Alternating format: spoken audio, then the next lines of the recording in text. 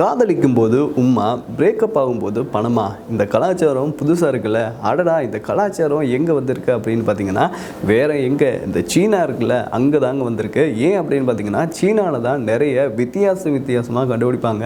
நம்ம எல்லாம் ஒரு விஷயத்த நினைப்போம், ஆனால் அங்கே அவங்க வந்து செயல்படுத்திக்கிட்டே இருப்பாங்க. ஸோ இந்த வகையில் தான் இப்போது இந்த கலாச்சாரம் வந்திருக்கு. அது என்ன கலாச்சாரம் அப்படின்னு பார்த்தீங்கன்னா, பிரேக்கப் ஃபீ. அதாவது இப்போ ஒரு பையன் ஒரு பொண்ணை லவ் பண்ணிக்கிட்டு இருக்காங்க அப்படின்னு வச்சுக்கோங்களேன். ஆரம்பத்தில் இந்த லவ் வந்து ரொம்ப பார்க்குறதுக்கு சூப்பராக இருக்கும். அதாவது மேட் ஃபார் ஈச் அதரா ரெண்டு பேருமே உருகி லவ் பண்ணுவாங்க. ஆனால் ஒரு கட்டத்துக்கு அப்புறமா இரண்டு பேருக்குள்ள கருத்து வேறுபாடு வர ஆரம்பிச்சிடும், சண்டை வர ஆரம்பிச்சிடும். ஸோ அதுக்கப்புறமா இவங்க என்ன பண்ணுவாங்க அப்படின்னு பார்த்தீங்கன்னா, பிரேக்கப் பண்ணிட்டு ஆளாளுக்கு அவங்க வேலையை பார்த்துட்டு போக ஆரம்பிச்சிருவாங்க.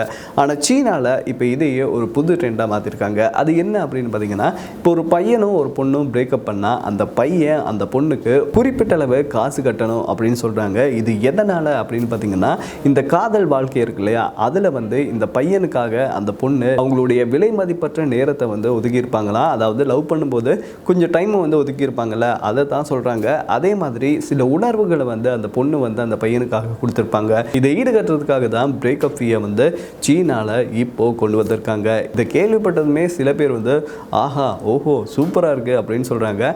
ஆனால் சில பேர் வந்து இதை வன்மையாக கண்டிக்கிறாங்க.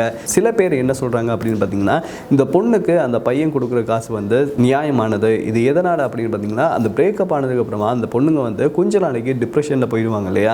ஸோ அப்போது அவங்களுக்காக சில பொருட்களை வாங்க ஆசைப்படுவாங்க, ஒரு ட்ரிப்பு கூட போயிட்டு வர ஆசைப்படுவாங்க. அதுக்கெல்லாம் பணம் தேவை தானே. அந்த பணத்தை அந்த பையன் கொடுக்கும்போது அதில் அவங்க வந்து அந்த காதல் வழியிலேருந்து வெளியில் வர்றதுக்கு அது உதவியாக இருக்கும் அப்படின்னு சொல்கிறாங்க.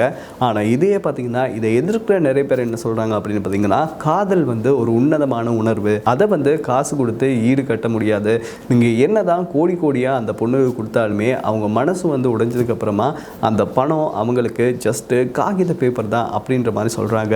இதை பார்த்த நிறைய பேர் சோஷியல் மீடியாவில் இப்படி அவங்களுக்கு எதிராக பேசுகிறவங்க எல்லாருமே 90s கிட்ஸ் 80s கிட்ஸ், அதாவது இதய முரளி மாதிரி யோசிக்கிறாங்க. ஆனால் ஜென்சி கிட்ஸ் வந்து இதை கொண்டாடுறாங்க அப்படின்ற மாதிரி நிறைய விஷயங்களை சொல்லிக்கிட்டு இருக்காங்க.